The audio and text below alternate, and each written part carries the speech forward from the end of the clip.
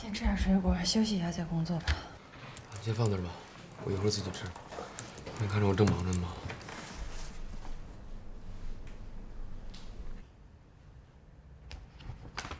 先吃点。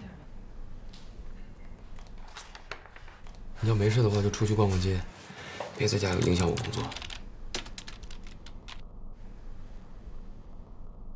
怎么了？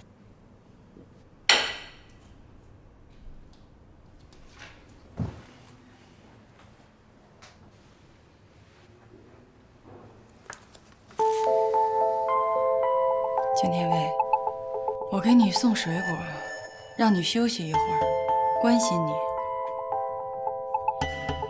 你说我妨碍你，现在觉着我烦了，烦了可以跟我直接说呀，不至于连说一句话，看我一眼都觉得特烦吧？拿工作当借口。我怎么能是拿工作当借口呢？我努力工作为了什么？还不是想让你过上更好的生活。但我也并没有让你整天在家无所事事、游手好闲的。你看看人家梦妮，经历了那么多挫折，也没有被击垮，反而活得更加坚强、更加自信。再看看你，这么优越的条件，你把时间全都浪费了，把自己变得一天比一天空虚，一天比一天无聊。人只要让自己一闲下来，肯定会出问题。你现在就是这样。梦妮好，我无所事事，我一无是处，我闲着了。你以为我不想跟梦妮一样出去演戏吗？我想出去的时候，你为什么不让我出去啊？我跟你说过多少次了，只要你不演戏，你想做什么我都会努力支持你的。你去问问你身边的朋友，我的要求过分吗？你的要求过分吗？那我问你，梦妮可以演戏，我就不行，为什么？因为你是我女朋友。我是你女朋友。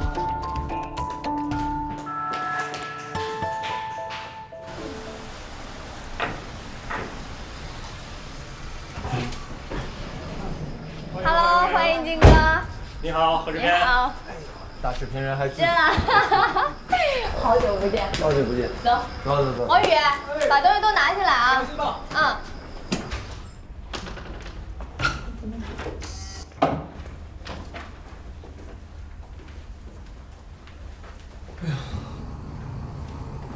哎呦喂，不是这也叫套房啊？这小的根本转不开个儿都。我说显赫，我就真不明白了，你说你干嘛非要接这个戏啊？不是绝对的男一号也就算了，还要给他留一名当绿叶。你看看，现在连人剧组都不重视你。我是来演戏的，又不是来住酒店的。是吧？小詹，你去打听打听，看看刘一鸣在剧组的待遇。哎，好。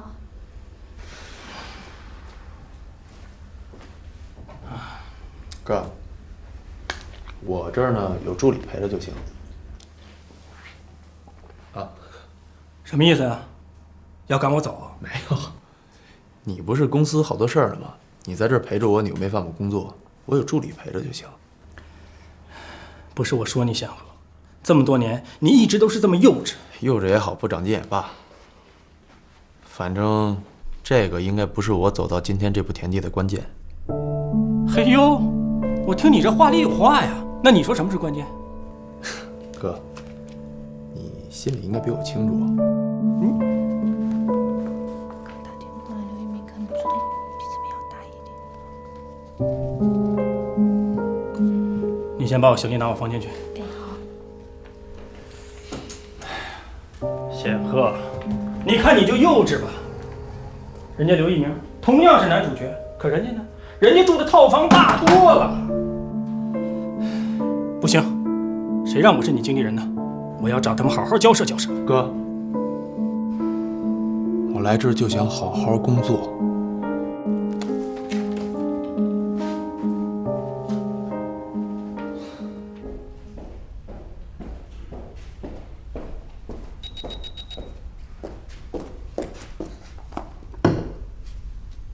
我刚吃过饭，怎么，你又在看店吗？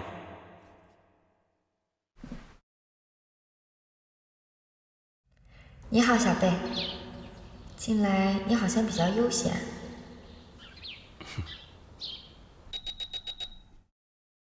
是的，算是在度假吧。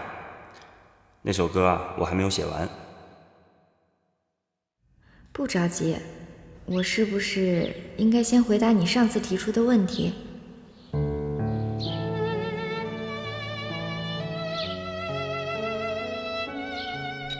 如果你愿意的话，有的时候很多问题是要有人向自己提问的，不然自己总也想不清楚。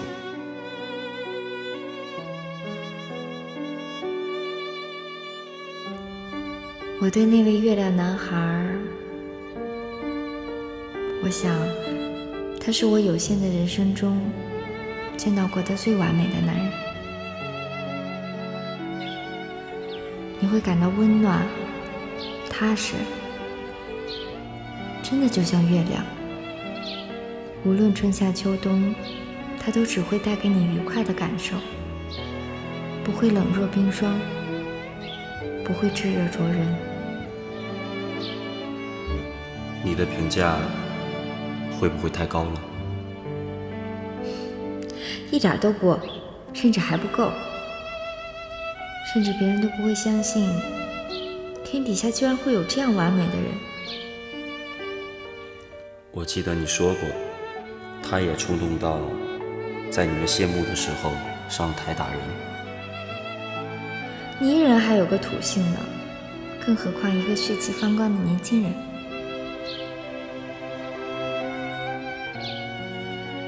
除了这些高度的评价之外，你对他的感情又是什么样的呢？爱情，还是友情，或是恩情？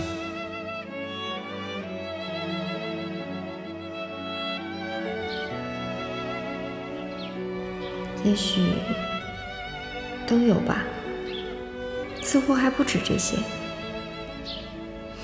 但我也说不上还有什么。我知道他很爱我，所以我常常会在享受他的爱情的同时替他委屈。如果他深爱的人不是我就好了。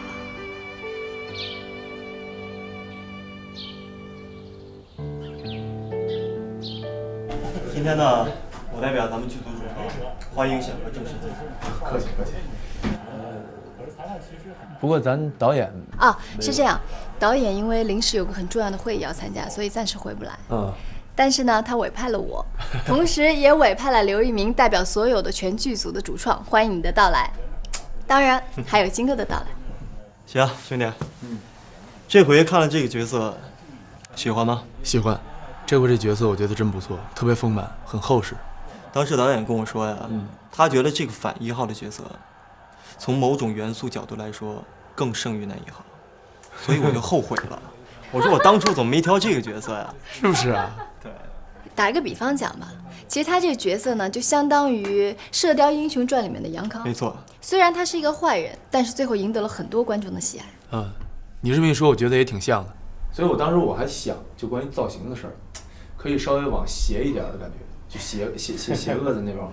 你别说你了，我当时看了剧本啊，其实我有想过自己造型会怎么样。你这属于不是心不改。包括我还做了很多功课呀。我跟导演说，我说导演，我想演这个反1号，导演说 no， 坚决不同意，因为在我的心目当中已经有了最合适的人选。没错。哎呦，不，他这么一说，感觉我好像把他活抢了。绝对不会，你在何导心目中的位置是无可取代的。哎呦，我跟你说，那咱们有空真的得找何导演好好聊聊。我这次不好意思，为打断一下，何制片，我是显赫的经纪人，我有一些疑问，出于保护艺人的目的，我需要事先向你沟通好。要是什么地方说得过了，希望你见谅啊。金哥您太客气了。导演有事，我们能理解。显赫第一天进组，没有遇见导演，是个遗憾的事儿，可问题是，同样是主角，我们显赫住房的条件比其他主角差远了。您不觉得有点……没有，我这儿没有事儿啊，可可，什么事儿没有。显赫啊，咱们都是自己人，你也应该了解我的脾气。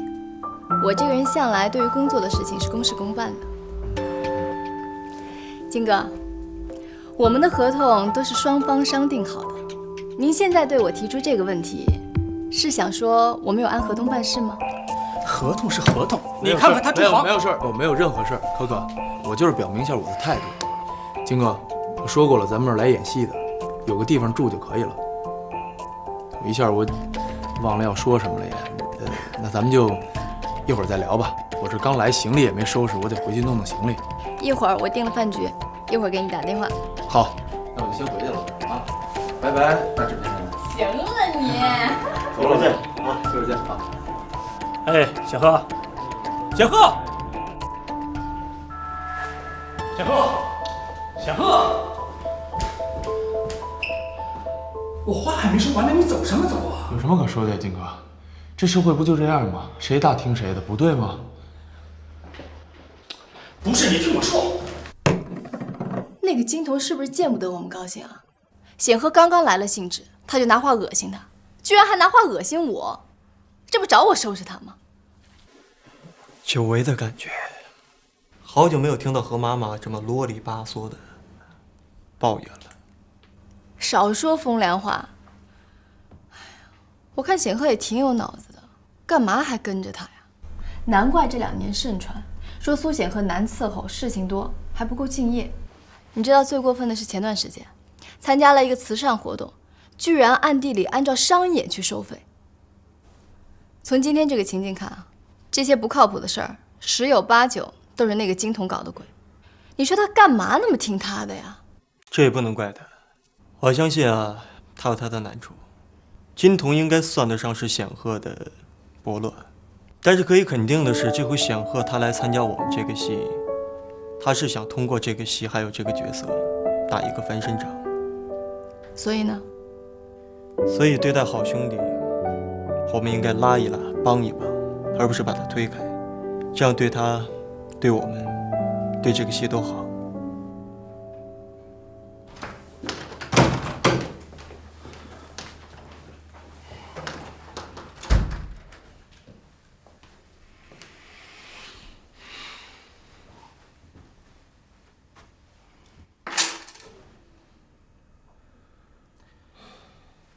对，你说的没错。现在这个社会，是谁权力大谁说了算。可是你也没必要对他们那么客气啊，尤其是那个刘一鸣。你想想，他以前算什么呀？只会给你演奴才。现在傍了那个何可可，啊，就牛了，就眼里没别人了。你听没听我跟你说呀？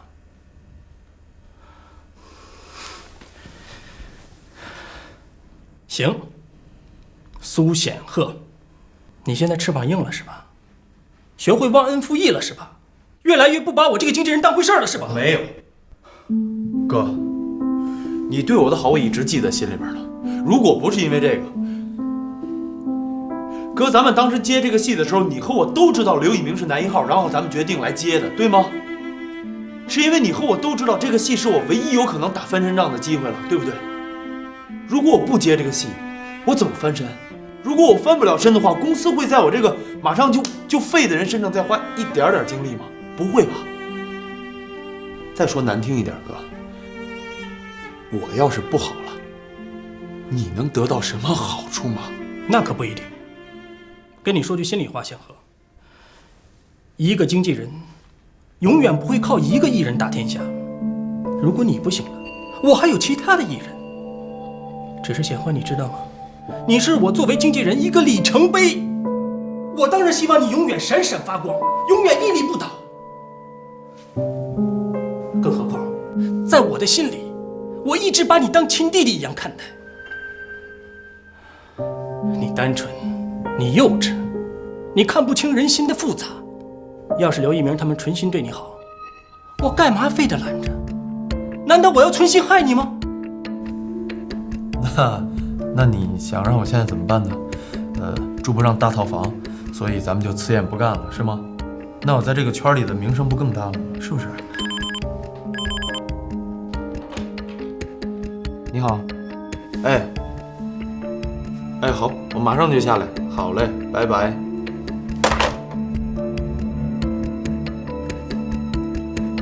何在大堂。我去，给他们个下马威。哥，你就跟我说一句实话，你是不是希望我辞演不干了？那倒不是。那你是希望我一进组就先得罪制片人，对吗？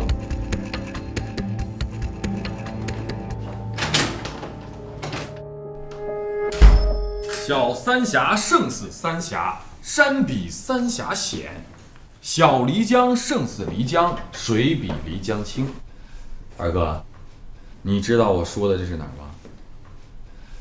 龙庆峡，咱明天的目的地。怎么样？有没有兴趣？没兴趣。好。潭柘寺，这什么？潭柘寺，什么时候改的？自从有这个寺庙的时候，就叫潭柘寺。好吧，算你对。潭柘始建于公元307年，距今呢有600-700年，700-800年，好像是1800年吧。哎，光海啊，咱别为难自己了啊。这个潭柘寺呢是个不错的地方，这等你算完了，估计怎么着也得有个1800年了吧。我今后会找时间去。不是，那明天去哪儿啊？组啊。二哥，你能不能不要这么敬业好不好？你说我好不容易沾着你的光，假公济私的免费旅游一圈，你着什么急呀？再说了，剧组都在开工，你去了还得分一部分力量来照顾你，这不添乱吗？二哥，你知道我不是那个意思啊。来吧，那就让他们忍受2天。我这2天在外面玩的呀，心里特不踏实。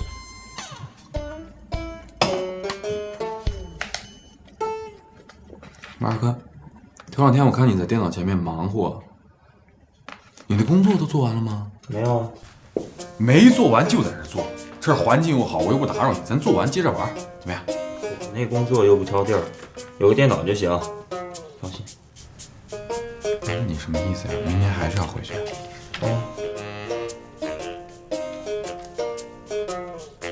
那咱就回去。路途比较远，明天我来开车，然后咱们一路走一路玩，有几个农家院，吃吃喝喝，后天大后天又到，好吧？不用，车呢还是我来开，然后呢，哎，这样中午之前就能到北京。到了北京，我请你吃好的啊。二哥，你认路吗？导航。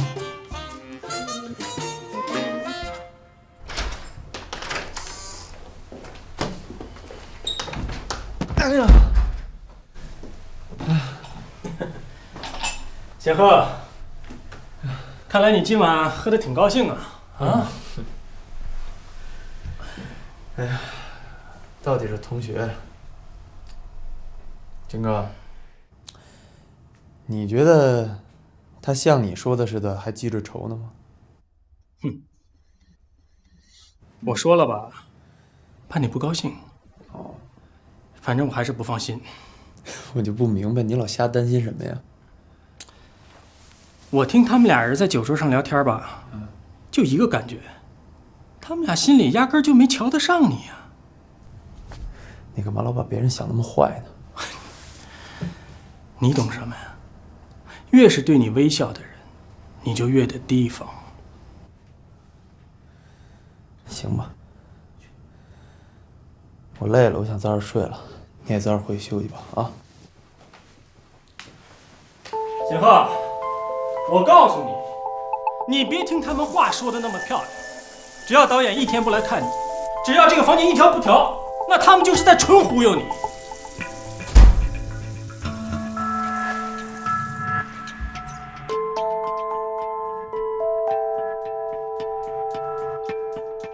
可可，我跟你说，我在何家班这么多年，除了特殊情况，通告上什么时候落过一场戏？你们说有吗？有吗？我明白，海峰哥。这么着吧，再给我几天时间。我跟你说，可可，这可不是说几天时间能解决的问题。可不是嘛，这个苏衍鹤的医德也太差了吧？是，现在进度都赶不上呀。行了，显赫呢，他也是刚刚进组，我们大家给他一点时间，让他好好的适应一下，好吗？行了，待会儿都吃饭吧啊！上。我远走了。好，走吧，吃饭了，抓紧时间吃饭了，吃完饭开工了。怎么样，医生？先吃点止泻的药，有可能是着凉了，或者是水土不服。先吃药看看吧，如果不好，就得去医院检查。谢谢啊，谢谢医生。谢谢医生。慢走。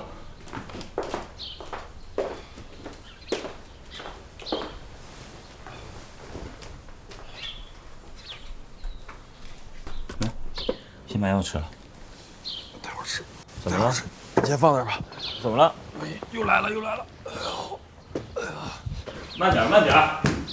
其实今儿发生这样的事情啊，不用猜，一定又是那个金童。咱不是为了赶进度吗？就把苏显赫的戏删记上。玉儿，又在店里值班的吗？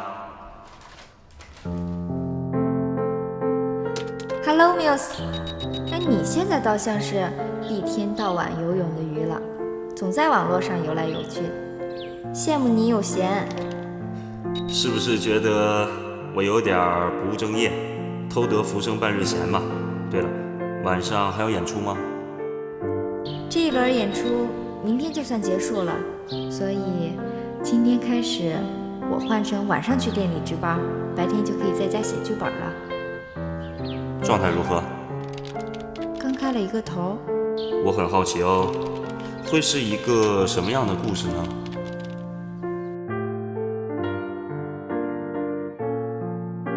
类似于童话般的故事。有意思。在很久很久以前，有一个小渔村，里面有一个幸福快乐的女孩，名叫海星。 他每天在沙滩上捡贝壳，坐在海边，望向大海的尽头，就是他全部的美好生活。为什么不叫海妮呢？海妮，你诚心的吧？因为你知道我的真名叫梦妮。绝对没有，我完全是下意识的。这个名字啊，不用想就一下子跳入了我的脑海，而且这个名字给一个幸福快乐的女孩。 很适合，还有一层意思，就是海的女儿。好吧，就这么决定了。女主角的名字叫海妮。那接下来的故事呢？长大成人的海妮，在她家乡的海滩上，遇见了她生命中最重要的人——英俊少年如风。 两个人一见钟情，海誓山盟。如风跟别的年轻人不一样，他一直向往着大海那边的世界。有一个古老的传说，说在海的尽头是一片富饶的土地，那里有无尽的财富，能给找到它的人带来幸福。传说曾经有许多年轻人为此出海寻找。 却从来没有人回来过。如风决定去海的尽头寻找幸福。临走前，跟海妮约好，等他找到了幸福，就回来接海妮。于是，海妮每天都会坐在海边，等着他的爱人回来。陪伴他的，只有另一个儿时的伙伴。 然后呢？然后我就卡在这儿了，我还没有想好那个男孩的名字。那为什么不叫小贝呢？小贝？我就是因为在海边长大，所以取了这个网名，有沧海一贝的意思。不妨就借你一用。这个名字很好，但我不能用，不然当你写音乐的时候，也许会产生混乱的感觉。又一次被你拒绝了。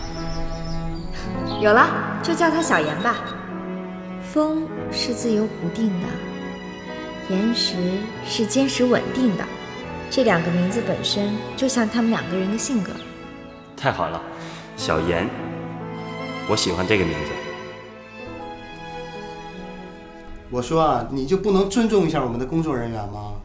我们家贤鹤好歹是大牌演员，他对接戏服装有疑问不可以吗？当然可以，可问题是这衣服就是前2天拍摄的服装，一点没错啊，我们都是有记录的。你记录了就保证不出错吗？怎么了？一鸣来的正好，我见过无数大牌演员和经纪人了，像这样的没见过。哎，说事儿归说事儿，不要进行人身攻击，否则我告你啊！告我还想告你呢。行了，现在是我们何家湾的非常时期，我不希望有任何人闹事。有什么事情我来处理，你们先回去休息。没见过像这样什么人啊！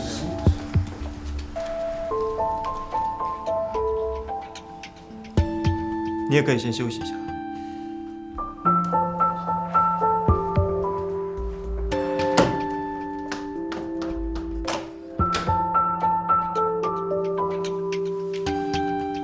我觉得是时候该我们3个人好好的聊一下了。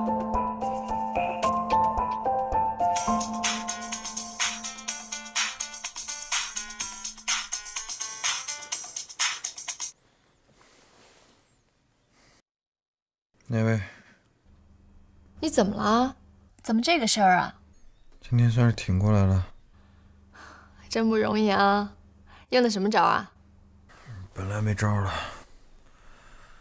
可是我突然想到，我不是便秘吗？随身带着泻药，所以……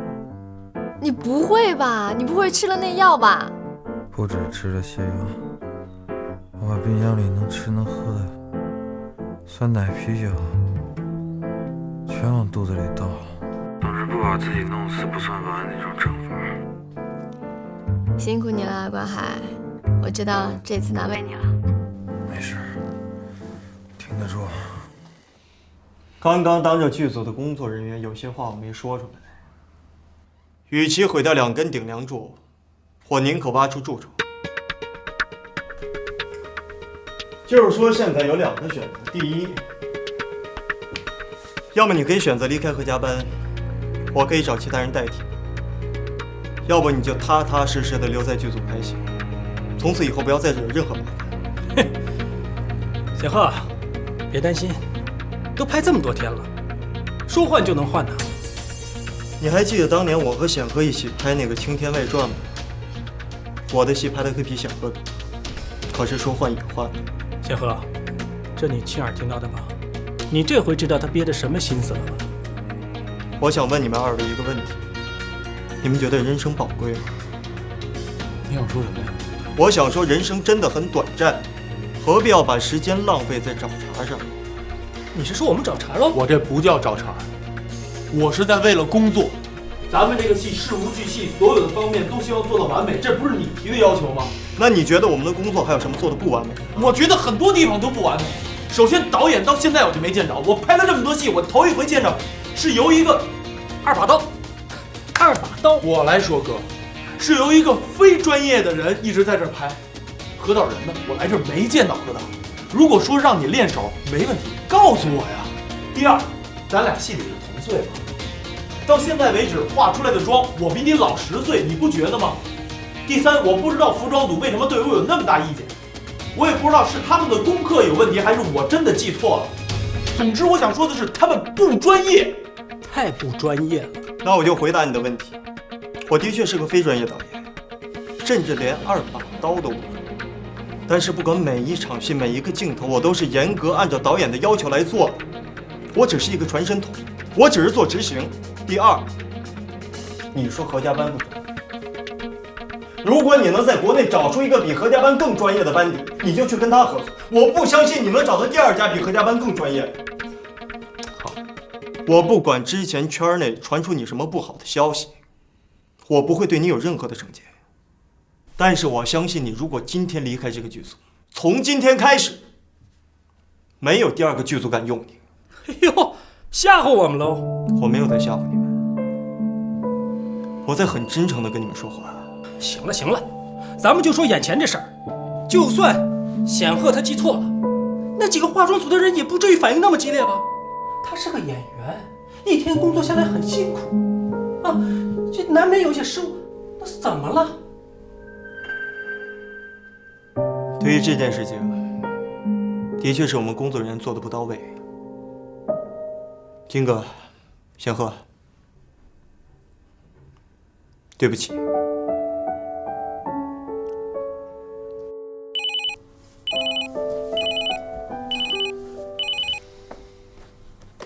喂，可可，我问你一下，现在还有没有演员可以自带化妆的费用？什么意思啊？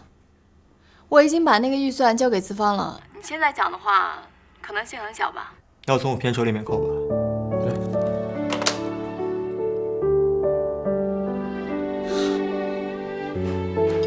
关海，我让饭店做了碗粥，来，起来把粥喝了。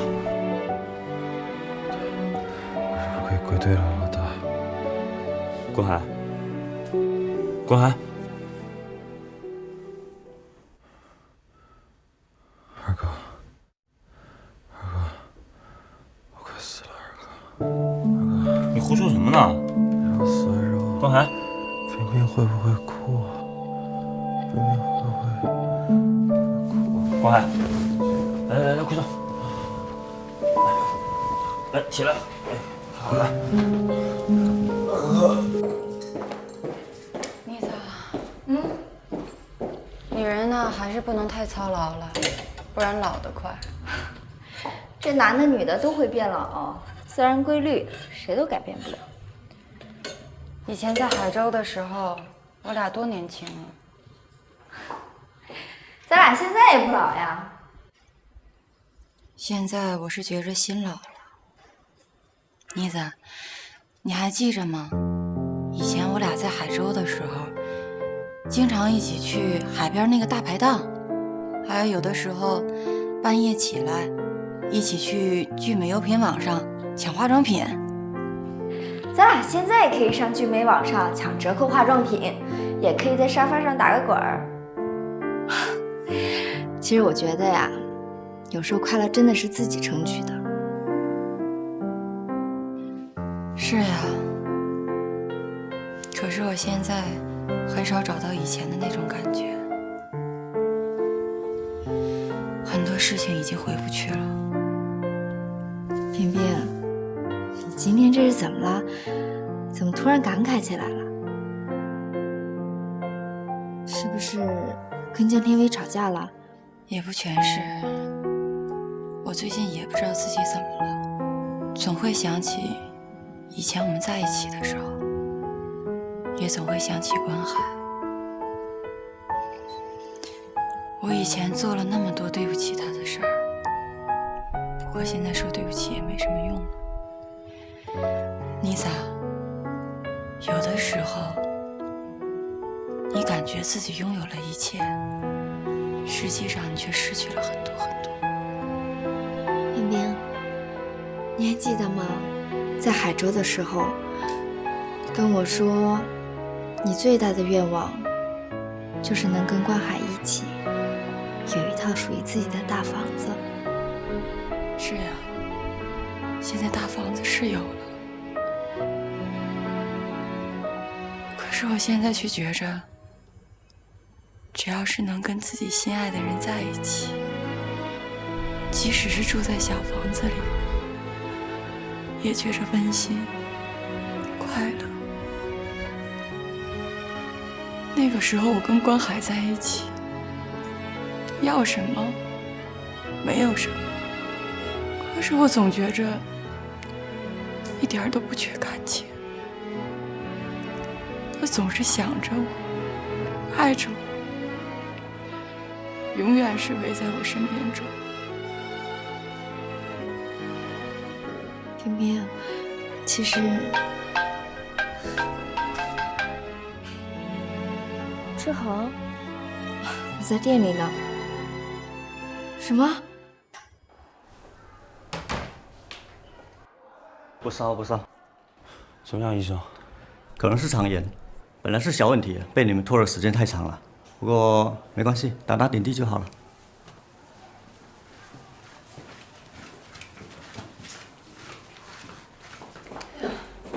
这怎么回事？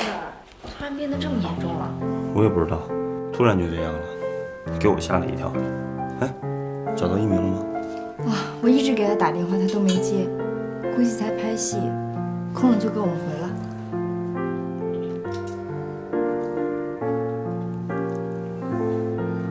行了，我们去取药，你看着啊，这一路上啊，没少念叨你的名字。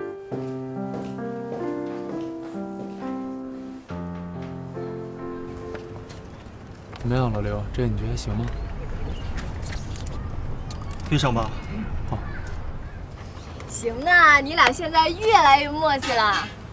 行了，对，后面坐歇会儿。好，来你们换衣服去。对，服装化妆。哎 ，OK 吗 ？OK，收工。辛苦了啊！行啊你，用了什么招啊？这么乖？你真牛！哎，这场景。关海高烧，昏迷不醒，现在在首都医院。哥哥，我有事。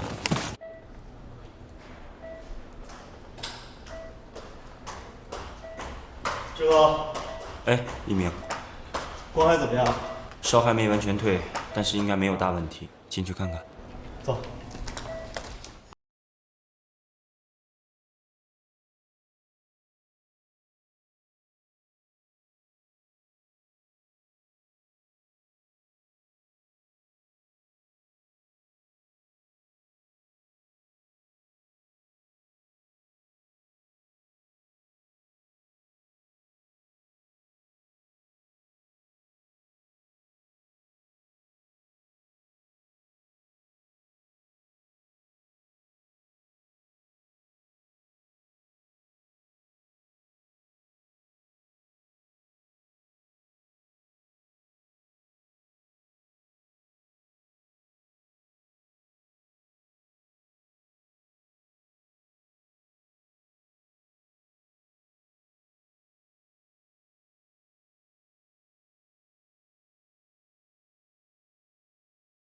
我这不是质问你，我是关心你。行了吧？咱能不能别一说话就跟吵架一样？再说了，我不回家，那不是忙正事呢。我也有正事啊，我朋友生病了，我不能陪着吗？朋友？梦妮病了？我在北京除了妮子以外，就不能有其他朋友是吗？别的朋友？除了梦妮之外，你在北京好像没有别的朋友了吧？关海生病了，发高烧，昏迷不醒，我跟妮子在医院陪他呢。关海？他是我的好朋友，我的老同学，有问题吗？金明，你现在是我的女朋友，我不希望你在外面陪着你以前的男朋友。你总说我心里阴暗，你能不能考察一下你自己啊？我用不着反省，这是一个正常男人的正常反应。我希望你马上回来。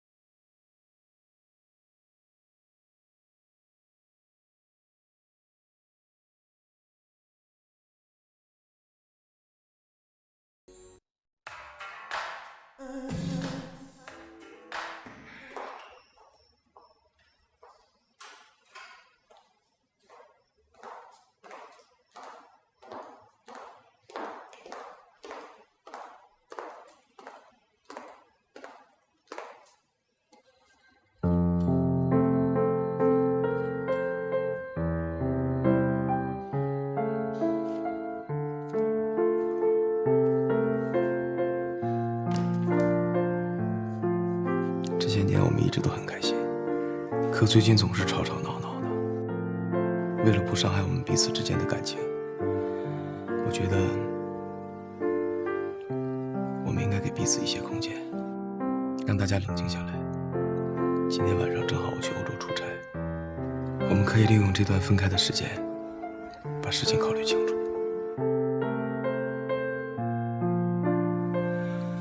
不在的这段时间，照顾好自己。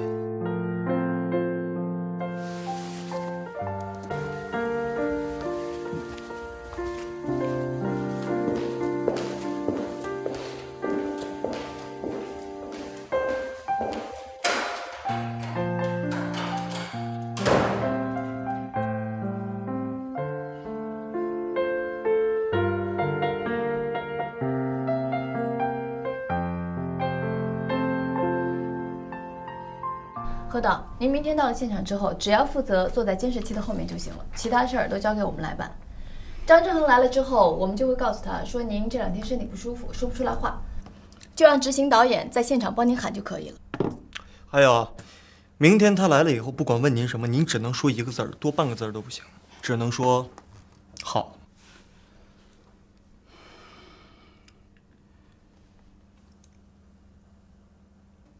好 ，perfect。先说好了，老何，张志恒要是问您吃饭了没，您千万别回答好。小卓，把那个通告拿出来一下，把所有关于苏显赫的戏全部拿掉。还有明天拍摄的场景一定要分散，越散越好。行，没问题。最后提醒大家一句，所有的人都注意了啊！明天在现场千万不要对导演有特殊关照。好不好？好不好？